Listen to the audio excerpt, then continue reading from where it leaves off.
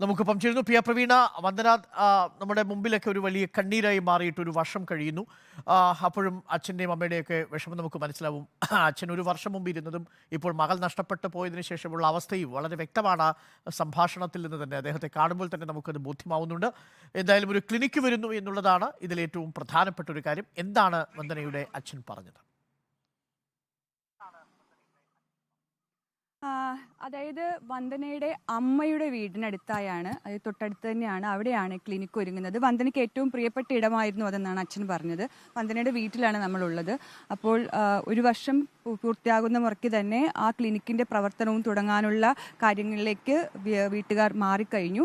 വന്ദനയുടെ കൂട്ടുകാരും അതോടൊപ്പം തന്നെ സൗജന്യ സേവനം നൽകാൻ തയ്യാറുള്ള ഡോക്ടർമാരും അവിടെ എത്തി സാധാരണക്കാരായ ആളുകൾക്ക് സൗജന്യമായ ചികിത്സ നൽകുമെന്നുള്ളതാണ്. മറ്റൊരു കാര്യം, കോടതിയിലാണ് ഇപ്പോഴും കേസ്. ഒരു വർഷം കഴിയുമ്പോഴും അതിൻ്റെ പ്രവർത്തനങ്ങൾ മുന്നോട്ട് പോകുന്നതേ ഉള്ളൂ. പ്രതിയെ 22-ാം തീയതി കുറ്റപത്രം വായിച്ച് കേൾപ്പിക്കുന്നതിനുള്ള നടപടികൾ തുടങ്ങുമെന്നാണ് അറിയിച്ചിരിക്കുന്നത്. പക്ഷേ അതിലും ചില സാങ്കേതികത്വങ്ങളുണ്ട് എന്നാണ് അച്ഛൻ പറയുന്നത്. എന്തായാലും കോടതിയിലാണ് ഇനി പ്രതീക്ഷ. ഇപ്പോഴും ആശുപത്രി സംരക്ഷണ നിയമം സെപ്റ്റംബറിൽ, വന്ദനയുടെ മരണശേഷം സെപ്റ്റംബറോടുകൂടി ഭേദഗതികളോട് പുറത്തിറക്കിയെങ്കിലും ഇപ്പോഴും ആശുപത്രികളിൽ സുരക്ഷാ സംവിധാനങ്ങൾ ശക്തിപ്പെട്ടിട്ടില്ല എന്നുള്ളതാണ് വന്ദനയുടെ മരണത്തിന്റെ ഒരാണ്ട് തികയുമ്പോഴുമുള്ള യാഥാർത്ഥ്യം. ഓക്കെ, വന്ദന ഒരു കണ്ണീരോർമ്മയായിട്ട് ഒരു വർഷമാവുന്നു. പക്ഷെ അപ്പോഴും ആശുപത്രികളുടെ സുരക്ഷാ നിലവാരം എന്താണ്? വന്ദനാദാസ് കൊല ചെയ്യപ്പെട്ട കൊട്ടാരക്കര ജനറൽ താലൂക്ക് ആശുപത്രിയിൽ നിന്നും ഞങ്ങളുടെ പ്രതിനിധി വിഷ്ണു കൂടി ചേരുന്നുണ്ട്. വിഷ്ണു, വന്ദന ഒരു വർഷം മുമ്പാണ് ആ വാർത്ത കേരളം ഞെട്ടലോട് കൂടി അറിഞ്ഞത്. ഇപ്പോൾ വിഷ്ണു നിൽക്കുന്ന ഈ ജനറൽ ഹോസ്പിറ്റലിലാണ് ഈ ദാരുണ സംഭവം ഉണ്ടായത്. ഒരു വർഷം പിന്നിടുന്നു, ആശുപത്രി സംരക്ഷണ നിയമം അടക്കം വന്നു. പക്ഷെ അപ്പോഴും വേണ്ടത്ര സുരക്ഷയുണ്ടോ എന്നൊരു കാര്യം ഒരു വലിയ ചോദ്യമായി നിൽക്കുന്നു. ഈ കൊട്ടാരക്കര ജില്ലാ ആശുപത്രിയിൽ പിന്നീട് കൂടുതൽ സെക്യൂരിറ്റിക്കാരെ നിയോഗിച്ചിട്ടുണ്ടെന്നാണ് ഞാൻ മനസ്സിലാക്കുന്നത്. ഇപ്പോഴെന്താണ് ആശുപത്രിയുടെ അവസ്ഥ?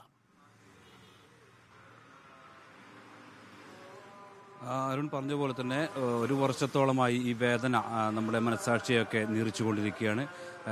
നമ്മുടെ ഈ പോലീസും അതുപോലെ തന്നെ പോലീസിൻ്റെയൊക്കെ ഒരു വേണ്ട രീതിയിലുള്ള ഒരു മുൻകരുതലുകളൊന്നും തന്നെ ഇല്ലാത്തതുകൊണ്ടായിരിക്കാം അന്ന് ഒരു പക്ഷേ വന്ദന